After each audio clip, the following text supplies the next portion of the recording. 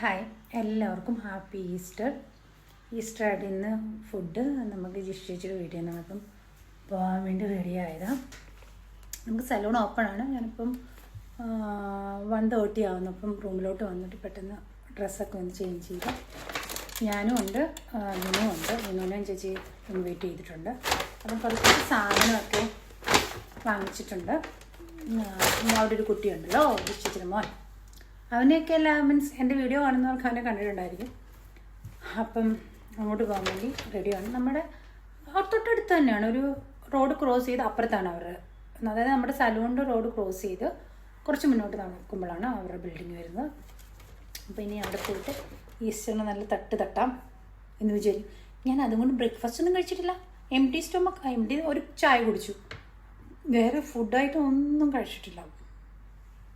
ഒരു അവിടെ ചെന്നിട്ട് തട്ടാമെന്ന് വിചാരിച്ചിരുന്നു. ഇന്നലെ രാത്രി ഞങ്ങൾ എല്ലാവരോടും ചർച്ചിൽ പോയിട്ടുണ്ട്. ഞാൻ ജിഷ്ടി, മോന്, ജോളി ആൻറ്റി, ഞങ്ങൾ എല്ലാവരോടും പോയി. ചർച്ചിൽ 11:30 കുർബാന. ഇംഗ്ലീഷായിരുന്നു. മലയാളം രാത്രി 2 മണിയോ 2:30 ആയിരുന്നു. നമ്മൾ ഇറങ്ങിയപ്പം തന്നെ ഒരു 2:20 ഒക്കെ ആയി ചർച്ചിൽ നിന്ന് ഇറങ്ങിയിട്ട്. പിന്നെ ടാക്സിക്കുള്ള വെയിറ്റിംഗ് എന്ന് പറഞ്ഞു കഴിഞ്ഞാൽ ഒരേ തിരക്കായിരുന്നു. എനിക്ക് തോന്നുന്നു ആൾക്കാർ കൂടുതലും ടാക്സിയിലൊക്കെയാണ് വന്നിരുന്നത്. അപ്പം ടാക്സി കിട്ടുന്നില്ല, ആൾക്കാർ വരുന്നു. എന്നിട്ട് ഞങ്ങൾ കുറേ മുന്നോട്ട് നടന്നിട്ടാണ് ടാക്സി വന്നത് കിട്ടിയത്. അത് കഴിഞ്ഞിട്ട് റൂമിലെത്തിയപ്പോഴത്തേന് 3 മണി കഴിഞ്ഞു. പിന്നെ കിടന്നുറങ്ങി. രാവിലെ എണീച്ച് കുളിച്ച് സലൂണിൽ പോയി. ഇപ്പം റൂമിൽ വന്ന് ഞാനിപ്പോൾ റെഡിയായി. എനിക്ക് റെഡിയാകാനൊന്നുമില്ല, ജസ്റ്റ് ഡ്രസ്സ് പെട്ടെന്ന് എടുത്തിട്ടത്. വിനോദ് ഫ്രഷ് ആവുന്നു. അത് കഴിഞ്ഞിട്ട് ഞങ്ങളിപ്പോൾ അങ്ങോട്ട് പോകും. വിനുവിന് 3 o'clock ബസ്സിന് പോകണം. ഇന്ന് വർക്കിംഗ് ആണ് വിനു. ഞാനപ്പോൾ ചർച്ചിൽ പോകുന്നതിന് മുമ്പ് ഒരു വീഡിയോ ഒക്കെ എടുത്ത് വെച്ചിരുന്നു. ഇവിടുന്ന് പോകുമ്പോൾ അവിടെ ചെന്നിട്ട് എടുക്കണം. പക്ഷേ അവിടെ ചെന്നിട്ടുണ്ടല്ലോ ഒരേ തിരക്കായിരുന്നു, ഒരേ ബഹളം. സ്പേസ് ഇല്ല, ഭയങ്കര കൺജസ്റ്റഡ് ആണ് ഇത്രയും ആൾക്കാർ വന്നപ്പോൾ. പിന്നെ കുറേ പോലീസ് അവരുടെ ആൾക്കാരും അതിൻ്റെ വണ്ടികളും ഒരേ തിരക്കായിരുന്നു. പിന്നെ അതുകൊണ്ട് വീഡിയോ ഒന്നും എടുക്കാൻ പറ്റില്ല. ഞാൻ ഇന്നലെ എടുത്ത് ഒരു 2 ക്ലിപ്പിങ്സ് കണ്ടെന്തോ കിടപ്പുണ്ട് ഫോണിൽ. അത് ഞാൻ ഇതിനകത്ത് ഇട്ടേക്കിട്ടു. ഞാൻ ഭയങ്കര എന്താ പറയുന്നത്, നമ്മുടെ നാട്ടിലെ പള്ളിയുടെയൊക്കെ ഒരു ഇതിലാണ് പോയത്. പക്ഷേ ഇവിടെ അങ്ങനല്ല. ഇവിടെ അത്രയും ജനങ്ങളുണ്ടല്ലോ. അപ്പോൾ ഇങ്ങനെ പാരിഷ് ഹോള് പോലെ വെച്ചിട്ട് സ്ക്രീനൊക്കെ വെച്ചിട്ട് അങ്ങനെ ആയിരുന്നു.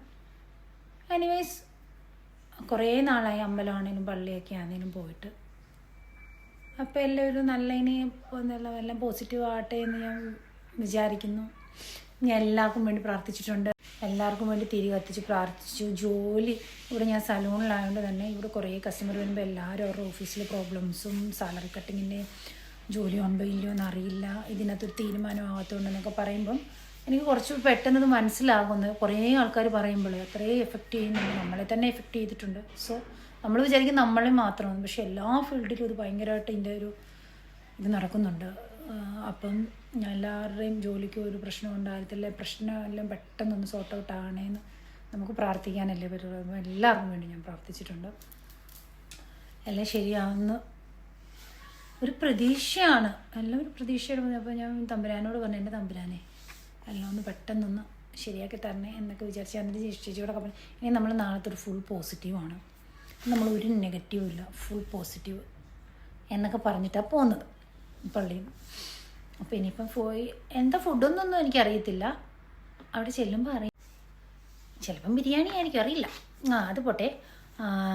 നമ്മുടെ സലൂണിൽ ഇപ്പോൾ കുറേ ആൾക്കാർ ഡെയിലി വന്ന് വേക്കൻസി ഉണ്ടോ എന്ന് ചോദിച്ചുകൊണ്ടിരിപ്പുണ്ട്. ഇപ്പോഴത്തെ ഒരു സാഹചര്യത്തിൽ നമുക്ക് വേക്കൻസി ഉണ്ട് ഇപ്പോൾ ഒരെണ്ണം. പക്ഷെ നമുക്കിപ്പോഴത്തെ ഒരു സാഹചര്യത്തിൽ എന്താണെന്നറിയാതെ എടുക്കാനും പറ്റത്തില്ല. വിസയെല്ലാം അടിക്കണമൊക്കെ ചെയ്യണം. പല സലൂണുകാരും അവരോട് ജോലി നോക്കിക്കും. മലയാളികളാണെങ്കിലും നോർത്ത് ഇന്ത്യൻസ് ആണെങ്കിലും എല്ലാം വന്ന് നമ്മുടെ അടുത്ത് തിരക്കുന്നുണ്ട്. പക്ഷേ ഇപ്പോഴത്തെ ഒരു കണ്ടീഷനിൽ നമ്മൾ എന്ത് പറയണ്ടേ അറിയില്ല. ഇപ്പോൾ ഇവിടുത്തെ സ്റ്റാഫിൻ്റെ 100 നാട്ടിൽ പോയിട്ട് തിരിച്ചു വന്നിട്ടില്ല. എന്തായാലും അവിടെ ഒരു വേക്കൻസി നമുക്ക് കിടപ്പുണ്ട്. ഇപ്പോൾ അവൾ പോയിട്ട് 2 മാസം കഴിഞ്ഞു. അപ്പം റിട്ടേൺ ഇപ്പം ഒരു ഫ്ലൈറ്റ് ടിക്കറ്റിൻ്റെ എക്സ്പെൻസ് ആണോ അതോ ഇനി ഈസ്റ്റർ കഴിഞ്ഞിട്ടുള്ള വരുമോ എന്താണെന്ന് നമുക്കറിയില്ല. ബട്ട് നമ്മളൊരു മലയാളി സ്റ്റാഫിനെ നോക്കുന്നുണ്ട്. അത് ഇപ്പോഴത്തെ കണ്ടീഷനിൽ നമ്മളത് സ്റ്റോപ്പ് ചെയ്ത് വെച്ചു. ഒരു ജൂണൊക്കെ ആകുമ്പോഴത്തേനെല്ലാം ഓക്കെ ആകും. അപ്പം സ്റ്റാഫിനെ എടുക്കാമെന്നാണ് വിചാരിച്ചിരിക്കുന്നത്. പക്ഷെ നമുക്ക് എന്നും 1-2 ആൾക്കാരായിട്ട് വന്ന് ചോദിക്കും. നമ്മൾ സലൂണിൽ എന്താണ് ഇനി മലയാള സ്റ്റാഫിനെ തന്നെയാണ് പോകുന്നത്. ഇനിയും എന്താ പറയുക, എനിക്കൊന്ന് മലയാളി സ്റ്റാഫുകളാണ്, ഇന്ത്യൻ കേരളമുള്ള ആൾക്കാരാണ് കുറച്ചുകൂടെ അറിയില്ല കേട്ടോ. സലൂണിലേക്ക് എനിക്ക് തോന്നുന്നു നമുക്ക് കുറേ ആൾക്കാർ മലയാളി സ്റ്റാഫ് ആയതുകൊണ്ട് വരുന്ന കുറേ ആൾക്കാരുണ്ട് നോക്കിയിട്ട്. ഇപ്പോൾ പാകിസ്ഥാനി വേറെ രാജ്യക്കാരൊക്കെ ആണെങ്കിലും മലയാളിയാണെങ്കിൽ അവർ ഓക്കെയാണ്, കംഫർട്ടബിളാണ്. അപ്പം നമ്മൾ എന്നാൽ പിന്നെ മലയാളിയെ തന്നെ നോക്കാം എന്നുള്ളൊരു ഇതിലാണ് ഇരിക്കുന്നത്. പക്ഷേ ജൂൺ കഴിഞ്ഞിട്ടേ ഉള്ളൂ. അപ്പോൾ ഇനിയിപ്പോൾ മെനു റെഡിയായി. ഇനി ഞങ്ങൾ ജിഷ്ടിച്ചിട്ട് അവിടോട്ട് പോവുക. റെഡിയായി മീൻസ് ഇപ്പം കാണിക്കുന്നില്ല, ടീഷർട്ട് ഇട്ടിട്ടില്ല പുള്ളി. സ്റ്റീൽ ബോർഡ് കാണിച്ചാലോ? ഇച്ചിരി വയറുണ്ട്, അല്ലെങ്കിൽ കുഴപ്പമില്ലായിരുന്നു. സിക്സ് പാക്ക് വേണ്ട, എനിക്കിഷ്ടമല്ല, അല്ലേ കാണിക്കായിരുന്നു. വിനു നല്ലൊരു ഉറക്കം ഉറങ്ങിയില്ല ഇത്ര നേരം. ടീഷർട്ട് ഇട്ടപ്പം വയറെന്ന് പറയും. ഒരു പരിധിയില്ലേ, 1 മണിക്ക് ഞാൻ വന്ന് 1:30 1:20 റൂമിൽ 1:30 വന്ന് വിളിച്ചപ്പോഴാണ് മഹാൻ എണീച്ചത്. അതിന് ഞാൻ മാത്രമല്ലേ പള്ളിയിൽ പോകുള്ളൂ, ഞങ്ങൾ വന്നില്ല, എനിക്ക് ഉറങ്ങാൻ പറ്റില്ല. അതൊന്നും അല്ല സംഭവം. ഞാൻ തിരിച്ചു വന്നപ്പോൾ ഉണ്ടല്ലോ റൂമിനകത്ത് തുണി ഇടുന്ന സ്റ്റാൻഡ് പുതിയതുപോലെ ഇതെന്തോ അപ്പോഴതിനോട് ആ പഴയ സ്റ്റാൻഡ് എന്തോ അതിൻ്റെ കമ്പി എന്തോ ഊരിപ്പോയത് റിപ്പയർ ചെയ്യാൻ നോക്കിയിട്ട് അത് നശിപ്പിച്ചിട്ട് പിന്നെ ഞാൻ വരുന്നതിന് മുന്നേ പോയിട്ട് പുതിയത് വാങ്ങിച്ചു വെച്ചാൽ. പക്ഷെ എനിക്കിത് മനസ്സിലായി. കാരണം എന്താ പറയുക, എൻ്റെ കുറച്ചുകൂടെ വലുതാണ്, ഇത് ചെറുതാണ്. അപ്പം ഞാൻ ഇതെന്തുവാ അവന് ചിരിക്കുന്നു. ഞാൻ കൊല്ലുമെന്ന് മനസ്സിലായി, ഞാൻ ഓട്ടിക്കുമെന്ന്. ഞാൻ എപ്പോഴും അതേ കൊണ്ടുവന്ന് ഒത്തിരി ഹെവി ആയിട്ട് ഡ്രസ്സ് ഇടുമ്പോഴും ഞാൻ പറയണം വിനു അങ്ങനെ ഇടല്ലേ.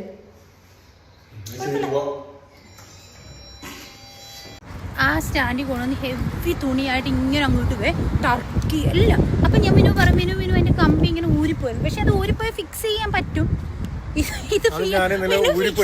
ഊരിപ്പോയി ഞാൻ കുളിക്കാൻ പോകുമ്പോൾ അത് കണ്ടപ്പോൾ ശരിയാക്കാൻ വേണ്ടി ഒന്ന് പൊക്കി ഒരു കമ്പി ഊരി. അത് ഊരിയപ്പോൾ ശരിയാക്കാൻ വേണ്ടി നോക്കിയപ്പോൾ കമ്പികൾ ചറവറാതെ ഊരിപ്പോയി, അടിയിൽ ഊരിപ്പോയി.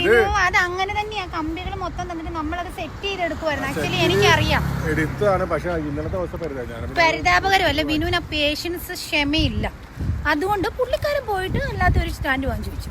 അതാ സംഭവിച്ചത്. ഞാൻ അങ്ങനെ കമ്പിയായിട്ട് കൊണ്ടുവന്ന് നമ്മൾ സെറ്റ് ചെയ്ത് അത് എടുത്തത്. വിനുവിനർത്ഥം ഞാൻ ചോദിച്ചു എന്തിനാ വിനു അതവിടെ വെച്ചാൽ പോരത്തില്ലേ, ഞാൻ വന്നിട്ട് ശരിയാക്കത്തില്ലെന്ന്. അപ്പം പറഞ്ഞു ഞാൻ ശരിയാക്കാൻ നോക്കി പറ്റില്ല, അത് ഒത്തിരി മൊത്തം കമ്പി കളയും. ഞാൻ പറഞ്ഞു മൊത്തവും കമ്പി അത് നമുക്ക് ഫിക്സ് ചെയ്യാൻ പറ്റുമെന്ന് തന്നു.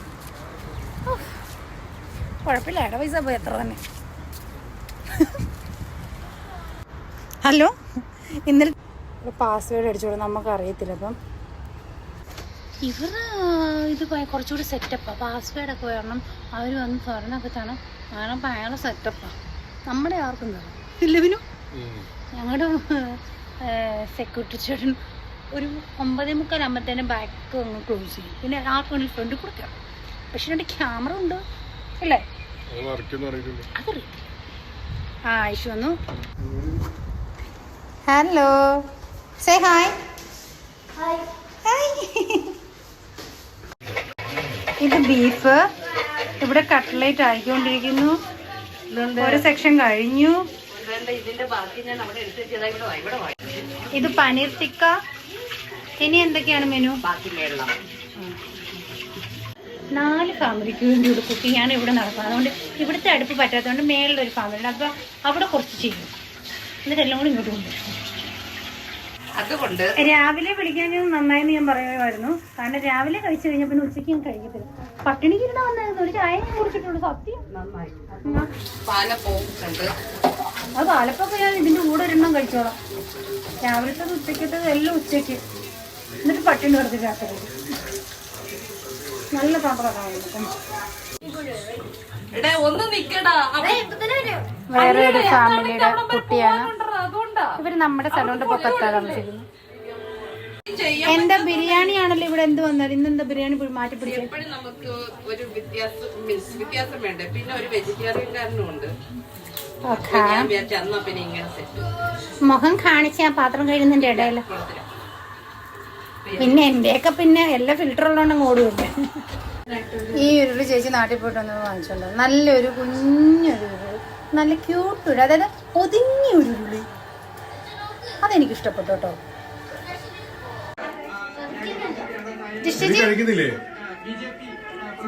ആദ്യം സെർവ് ചെയ്യാണ്. ചേച്ചി ഞാൻ അവനെ ഇവിടെ ഇരുത്തിയതായിരുന്നു, പിന്നെ അവിടെ എണീപ്പിച്ചതാണ് ചേട്ടൻ. നെയ്ച്ചോറ്, ബീഫ്, സാലഡ്, കട്ട്ലേറ്റ് ഐറ്റങ്ങൾ വന്നുകൊണ്ടിരിക്കുന്നത് ഫുള്ള് ലാസ്റ്റ്. വൈഷുവിന്റെ അമ്മ എല്ലാവർക്കും അറിയാം, പക്ഷെ വൈഷുവിന്റെ പപ്പാസ്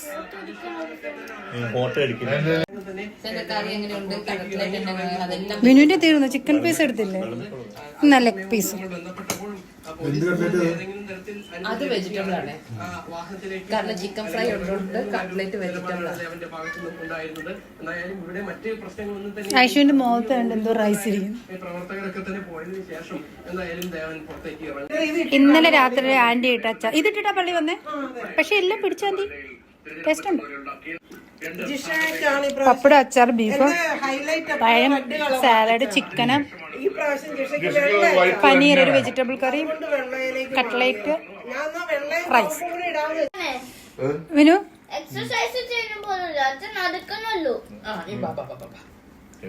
ഇനി എന്തെങ്കിലും വേണോ? ചിക്കൻ ഫ്രൈ, ഇതാ ലെഗ് പീസ് എടുത്തു. അപ്പം ഞങ്ങൾ കഴിച്ചിട്ട് ഇറങ്ങി, കാരണം എനിക്ക് സലൂണിൽ പോകണം. ചെന്ന് ഡ്രസ്സ് മാറി തോടി സലൂണിലോട്ട് പോകണം. ആരും വിളിച്ചിട്ടൊന്നും ഇല്ല, എല്ലാവർക്കും കാരണം വന്നാലെന്നെ വിളിച്ചേനെ. തൊട്ടിപ്പുറത്ത് തന്നെയാണ് വിനു. വിനു നല്ല തട്ടിത്തട്ടയും കുറച്ച് കഴിച്ചു. ചിക്കൻ ഫ്രൈ, ബീഫ്, കട്ട്ലേറ്റ്, അച്ചാർ, സാലഡ്, പിന്നെ ഒരു വെജിറ്റബിൾ, പപ്പടം. എന്നാൽ അതോടെ ഈസ്റ്റർ കഴിഞ്ഞു. ഈ വർഷത്തെ ഈസ്റ്റർ കഴിഞ്ഞിരിക്കുന്നു.